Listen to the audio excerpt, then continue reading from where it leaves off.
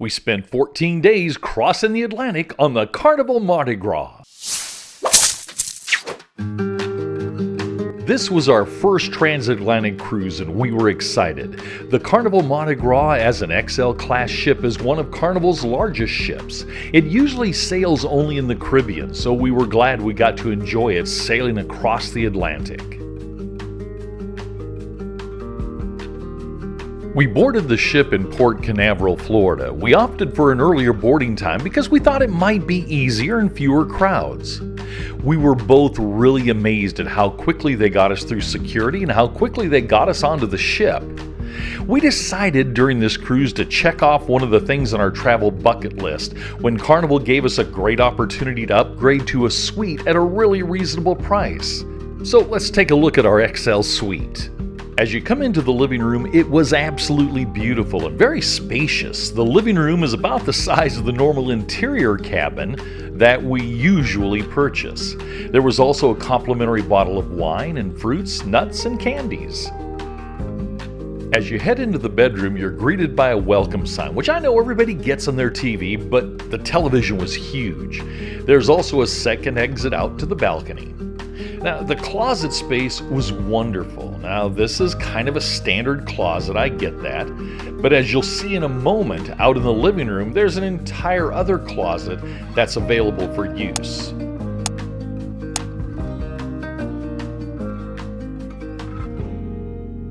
The bed was incredibly comfortable, and there was a door to the bathroom. Now, speaking of the bathroom, this place for a bathroom was incredible for a cruise ship. It's very spacious and the shower was amazing. It's what's called a spa shower. It was just incredible.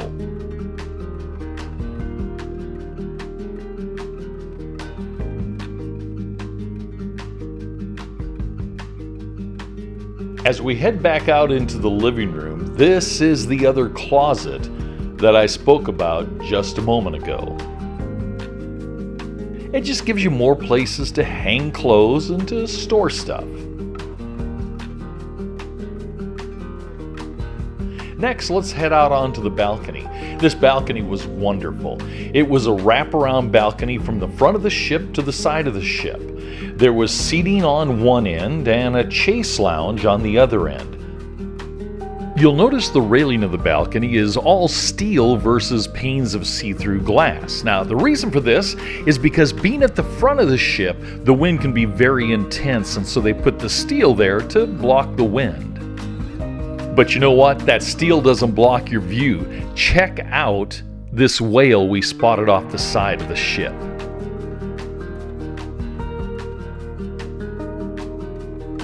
We really did enjoy our cruise in this amazing suite. While this isn't something we'll probably ever do again, it was a nice item to check off our bucket list. Now, what do you say we go out and explore the rest of the ship? There's the Bonsai Restaurant.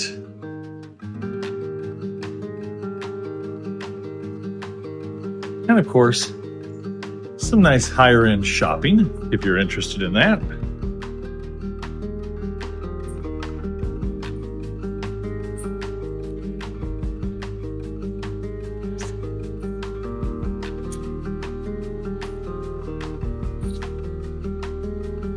You also can buy your pictures on Deck 8.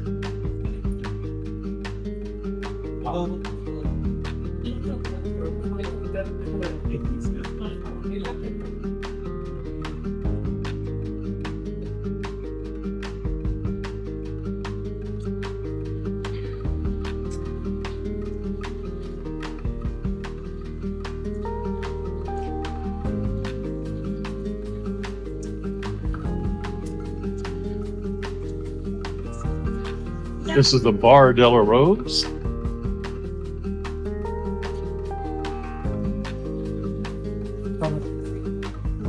And this is where you can get pizza up until midnight every night. It's pretty good stuff.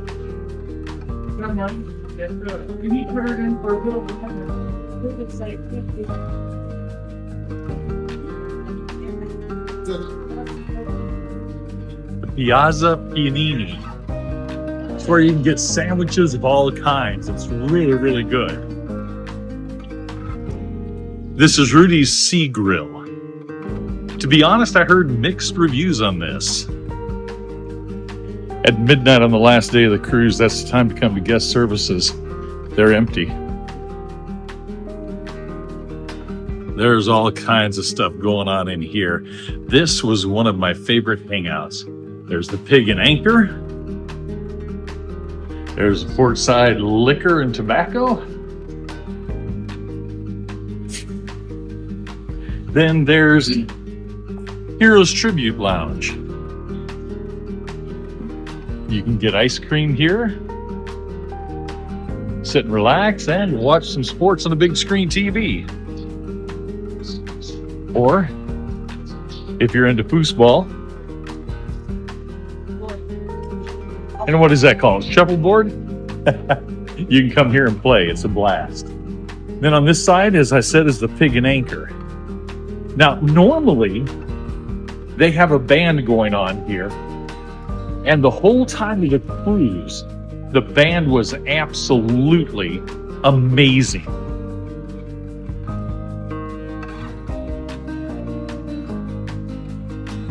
And then this is Flavor Town. This is the bar in the Pig and Anchor.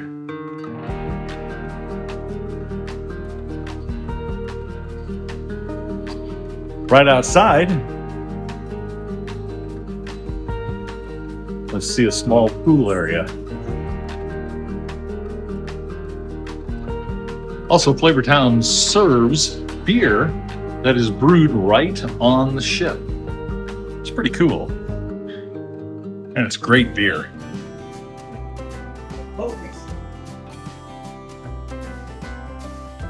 In the back of the ship is the Mardi Gras Palm Restaurant.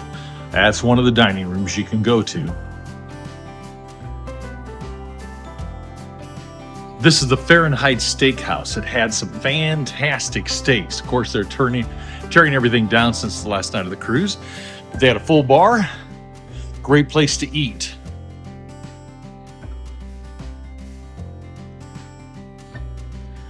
And as you move toward the forward,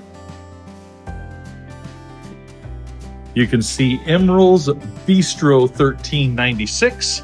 That's on deck 6. This is a nice place to sit, relax, have a drink. And we're coming up in the Alchemy Bar, which on the last night of the cruise is remaining open for business.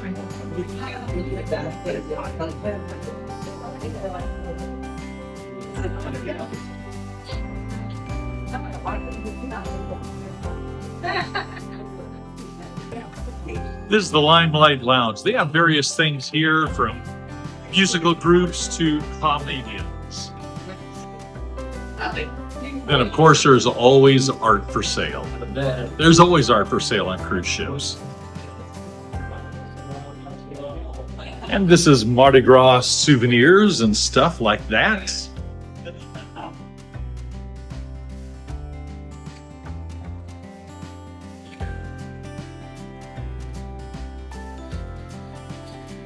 And this is the stage from the 7th floor.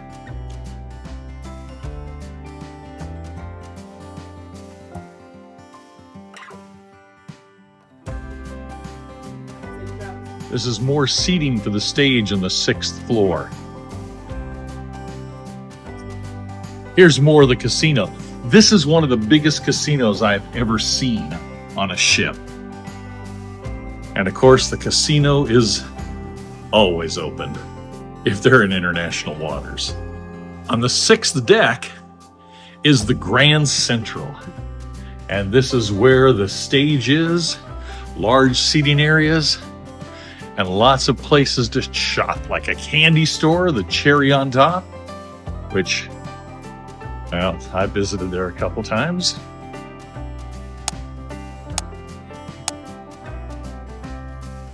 And then there's a coffee shop. It's called Java Blue Cafe. Also on deck 6 is the Piano Bar 88, and this place was a great place to hang out. The guy playing the piano was absolutely hilarious, and it was a great vibe. There you go. Sir, better late than never.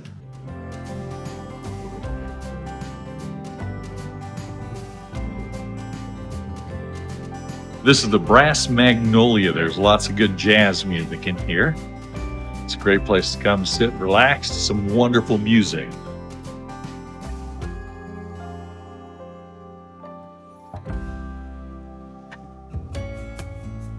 Emerald's Bistro, $13.96. Now this costs extra, but I heard it's really good. Now this is a really cool place. This is called Carnival Kitchen, and you can take cooking lessons here. It's pretty cool. You can also get to the Mardi Gras Palm Restaurant on the 6th deck.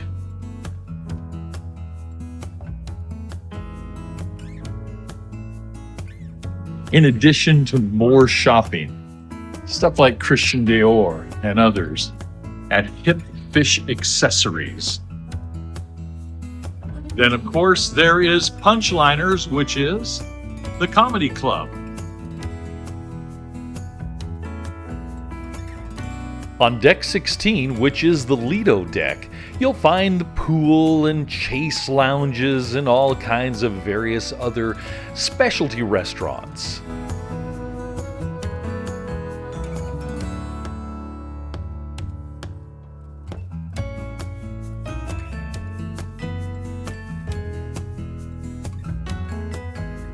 Now, if you want a killer salad for lunch or dinner, I would suggest going to the Blue Iguana.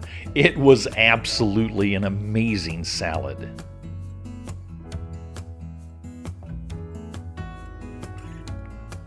Now, unlike other ships I've been on, the buffet is on the 16th deck on the Mardi Gras, and there is quite the spread.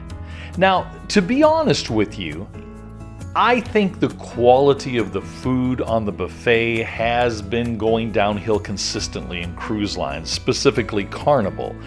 I think it's kind of an effort to drive you more to the dining room or even the specialty restaurants. But for me, you can't beat the buffet for breakfast. They have an incredible spread, they have fantastic omelets, their eggs are cooked to perfection, and so we always ate breakfast at the buffet.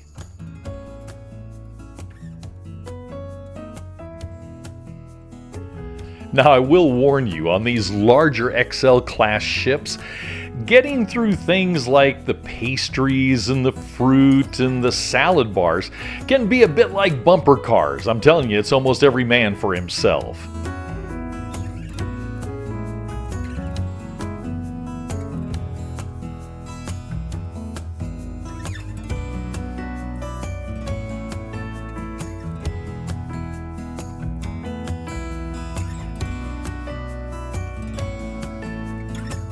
On deck 17, there is really a neat arcade.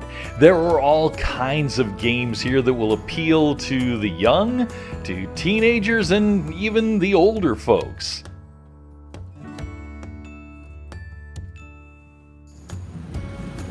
And of course, Guy's Burger Joint. It's empty now, but during the day it is bustling. Burgers are delicious. They have a complete toppings bar. This was locked while I was here, but O2 is a club for ages 15 to 17. It's got everything in there, from video games to foosball tables to you name it. Now this is an open deck toward the front of the ship, where I believe smoking is allowed. They say it's the ultimate playground. The upper decks of the ship have things like basketball courts. They have all the water features where you can have all the fun you want to have. In addition, they offer putt-putt golfing. Now, this lady, she hit a hole in one, and she was celebrating. She took it out of the cup and put it back in again. This is the Bolt, the ultimate sea coaster. And no matter how hard I've tried, I have not been able to find someone riding the Bolt.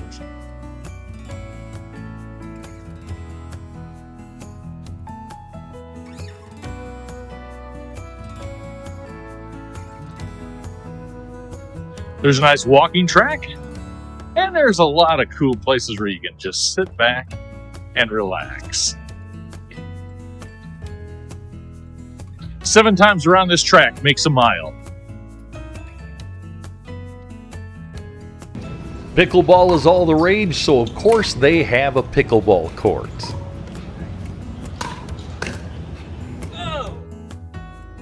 In addition to all the outdoor fun and activities and exercise opportunities, the Carnival Mardi Gras also offers a full workout room, from free weights to circuit training to treadmills, you name it, they've got it. This is called the Serenity Lounge. Now, if you want to get away from the hustle and bustle of kids on the cruise, this is a great place to come and do it. It's for 21 and over. The Serenity Lounge also offers its own pool, and it's got a lot of neat areas just to kind of veg out and relax. So if you want to get away from the mob, the Serenity Lounge is the place to go. Since we booked an XL Suite, we had access to Loft 19, which is a lounge reserved only for those who have XL Suites. It was really a sweet, no pun intended, place to get away and just relax. They have drinks, refreshments, it's just really neat. They also have their own pool, but now one thing I gotta point out about this pool is that end of the pool has clear glass in it. So when you're in the swimming pool, everyone down in the Serenity Lounge can see what you're doing. It's kind of creepy. We hope you enjoyed our tour of Carnival's Mardi Gras. If you did, hit the subscribe button and give us a thumbs up so YouTube knows to spread it to more people. Also, hit the notification bell so you can always travel with us. This is Mark and Pam with Any Way You Travel. Thanks for watching, and we'll see you again next week. Happy travels!